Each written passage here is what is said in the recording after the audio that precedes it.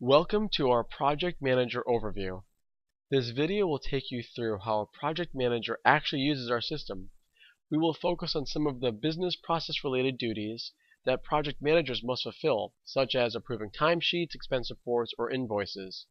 We will also touch on some basic planning and management of projects. We start off and you see on our project manager homepage, we've got a yellow box that's our to-do list. This is a list of the items that require our attention now.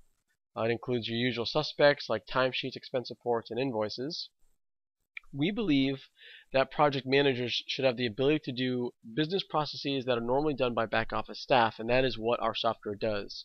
We believe that it is very important for front office employees, the project managers, the people actually doing the work, who know exactly what's going on, to be able to control and review, submit, or approve things like timesheets, expense reports, or invoices. So let's fulfill our duties as a project manager. We scroll over the timesheet here, click on the Turbine Facilities project, we'll click on Tom Peterson's timesheet. His timesheet comes up. Here we see his actual hours. If we scroll and see a too technical comment, we can just double click and we can actually overwrite his comment and write something else. We see his rates. We can override those rates by just double clicking here and typing the rates in accordingly. We also see here three numbers, 100, 130, and 3. 100 hours represents the estimated hours for this activity from management. 130 represents the actual hours for this activity. It's red because it's being flagged so that we know we've gone over. And 3 represents the actual hours of this resource. We scroll down and we see the other projects that this resource is currently working on, even if those projects are not our projects. Everything looks good. We can go up to the green thumbs up button here, click it to submit. We're back on our home page. We see the timesheet is gone. We'll do the same thing for the invoice. We'll click on the invoice, and here we are. All billables on this project are listed here in the draft. In this project, I know that we have spent too many hours. So for example, we have 48. We want to reduce here. We're going to reduce by 8, like so. We can type in a comment there. It's very simple.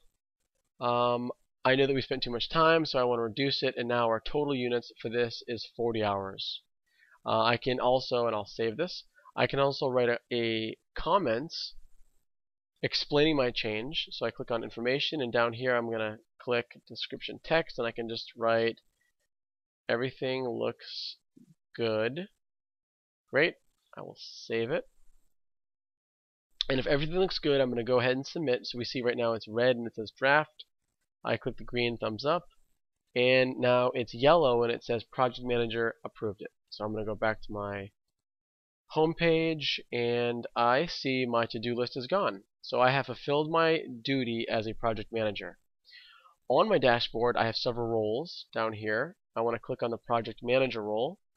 When I do this, I'm on my project manager homepage, and I see several graphs that give me a lot of insight into how my projects are doing. I've got my financials, my billables, my manager hours. If I want more detail, I can just click on it, and here we go, is a detailed list of that project.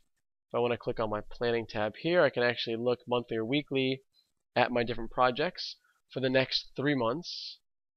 Here it is here, and I see for the next 3 months that I have scheduled my resources under the yellow billable hours, and I see that they're scheduled here, but yet they've only put in hours here. So this is not looking good. If I want to get more detail, I can come down here, see what's going on, click on staffing. So I see here under the Turbine Facilities that I have estimated that these guys work 200 hours. They've only put in 98, so I want to see what's going on. I need more room, so I'm going to close my graphs out in my chart. I need 200. They've only worked 100. We see here why. We can see all the details as to who's working or who's not working on a particular project. If I need more detail about my projects, I can click on the KPI project, and now I can compare performance from one time period to another for each of my projects. This is effectively a project portfolio. If I want more detail, for example, in this turbine facilities project here, I can click on this project link here. Now I'm at my home page for this particular project. Now I have charts which give me a tremendous amount of insight into this project. I've got project financials, I've got project billable, project hours, and I have this S-curve. S-curve, for example, gives me a lot of detailed information about the financial health of this project. For example, the right hand gives me the total project value. My green line here provides me the actual value earned. The red line is actual expenses. The yellow is billable, etc. I want to look at planning for this project, so let's click on Plan. And now I can look at my current staffing needs. And so under Staffing, I've got all my actual workers here. This allows me to look the next 3 months to see what needs I have and who's going to fulfill those needs. If I want, however, to look a little bit further, let's say the next 6 months, I can click on Demand. And now this will allow me to assign roles for months 3 through 6. So we're looking at December 2011, January, February.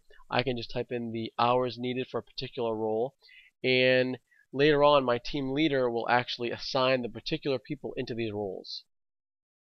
If I want to look at my work breakdown structure for this project, I can do that as well. Come over here to Projects. I'm going to go click on Plan, and we'll look at Activities.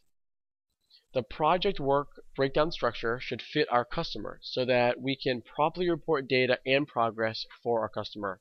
However, it should also not be so detailed that it becomes prohibitive to our resources to actually enter the information into the system. So we've got to find a balance that provides enough detail, but at the same time is easy to enter information into. Now our projects are broken into activities. Here's a list of activities here. If I want to see a little more detail, I click on Gantt. Our Gantt module contains all the features a professional project manager needs to do their job. And so here's our project, here are our activities, and then we've got tasks and subtasks, and as many subtasks as we need. I can easily move an item around the way you would in any Gantt chart. If I want to look at members, I can click over here on Members. Here I can see all the members that are on this project. For pricing, I can see here that we've got our bill rate for each of our members. I can double click it and type in a new rate accordingly. We can also use a role-based price list that assigns rates to a role regardless of which team member is fulfilling that role. I should note that for our member price list, this could be based on a particular client or project. So we'll go back to our home page. Now, as you can see from this video, project managers have all of the tools and the insight they need to fulfill their jobs and complete their projects with the right people, as we've seen, on time and within budget. Thank you very much.